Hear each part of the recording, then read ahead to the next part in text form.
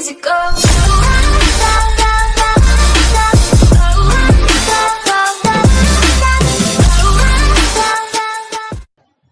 नमस्कार दोस्तों, मैं हूं अनुराग पाठक और आप सभी का स्वागत करता हूं अपने इस YouTube चैनल पे।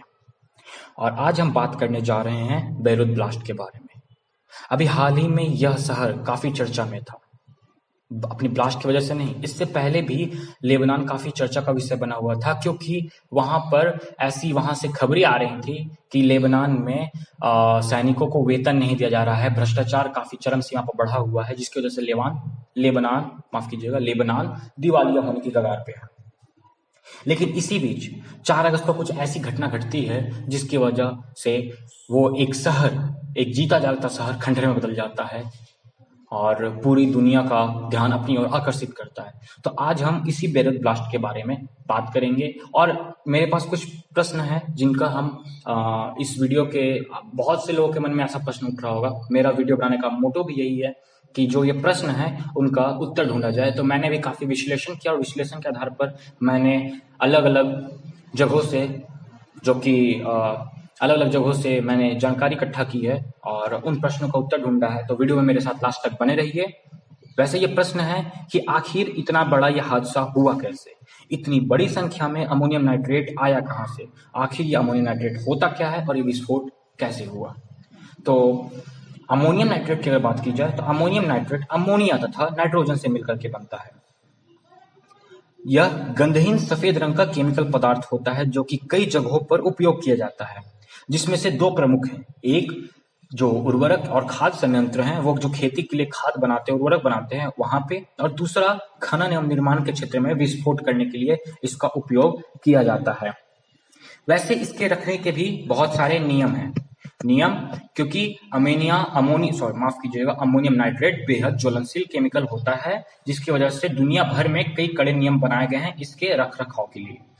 इन नियमों में खास तौर पर इस बात का ख्याल रखना होता है कि जहां अमोनियम नाइट्रेट रखा गया है वो जगह आग से पूरी तरह सुरक्षित हो, इसके आसपास किसी भी तरह का कोई भी बड़ा नाला, पाइप या गटवर न हो, क्योंकि ऐसा देखा गया है कि कई बार तापमान और अन्य केमिकल के रिएक्शन से भी आग लग सकती है।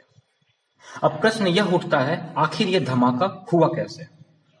जानकारों का कहना है यह धमाका लापरवाही की वजह से हुआ है, और जो वीडियो वायरल हो रहा है, जैसा कि अलग अलग सोशल मीडिया प्लेटफॉर्म पर आप लोगों ने भी देखा होगा, उसमें पता चल रहा है कि जहां आग लगी हुई है, जिस गोदाम में आग लगी हुई है, उस गोदाम में चिंगारियां उठ रही हैं।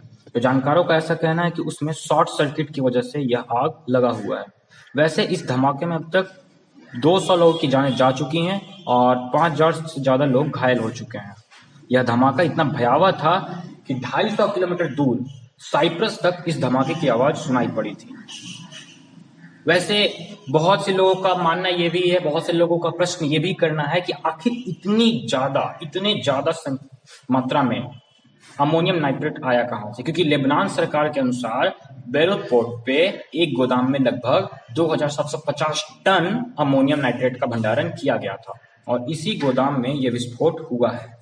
तो आखिर प्रश्न ये उठता है कि इतनी बड़ी संख्या में आया यह कहां से। कई जानकारों का मानना है कि ये जो अभी तक की खबरें आ रही हैं उसमें यह बताया गया है कि ये जो सोडियम नाइट्रेट था, यह शहर में 6 साल पहले एक रूसी स्वामित्व वाले मालवाहक जहाज पर सवार होकर शहर में पहुंचा था। इस जहाज का यहाँ पर स्टॉपेज नहीं था, मगर ये यहाँ रुक गया। क्यों रुका, अभी तक इस बात की कोई जानकारी लेबनान सरकार ने नहीं दी है। लेबनानी बंदरगाह के अधिकारियों ने कहा है कि उन्होंने न्यायालय के माध्यम से इसे हटाने के लिए कई बार अनुरोध किया, मगर इस पर ध्यान नहीं दिया। अंततः मैंने जैसा कि आपको पहले ही बताया था, लापरवाही की वजह से आखिर ये ब्लास्ट हुआ और एक जीता जागता शहर रातों रात खंडहर बन गया। वैसे यह वेयर हाउस साल 2014 में बना था। घटना से जिस तरह के नुकसान हुआ है उसको देखते हुए यही कहा जाता है कि घटना के जिम्मेदार लोगों को बख्शा तो नहीं जाना चाहिए।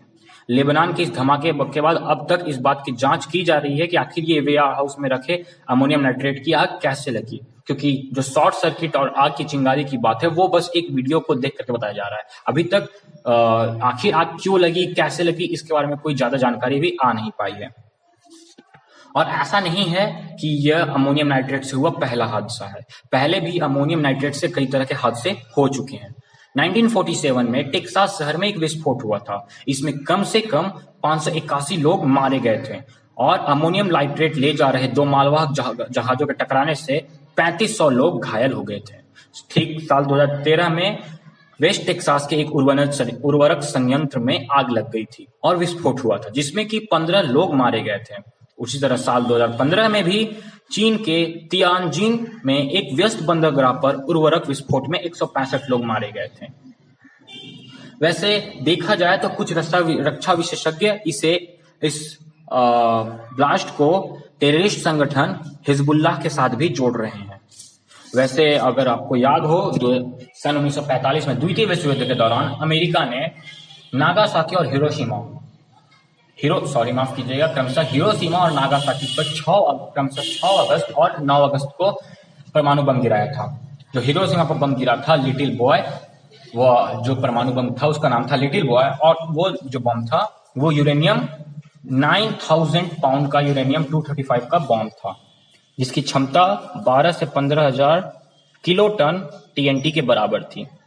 और कई लोग इस ब्लास्ट को उससे तुलना कर रहे हैं, क्योंकि ये ब्लास्ट भी उसका 10वां भाग था, और जो वो उस पूरे शहर को बर्बाद कर सकता है, तो आप जान सकते हैं कि फिर बेरूत की हालत क्या होगी, जो कि उसका 10वां भाग था। क्योंकि ये जो ब्लास्ट हुआ है अभी, वो प्रोफेसर एंडी टैस के अनुसार, जो कि मैं आपको बता दूं उनके बारे में, वो एक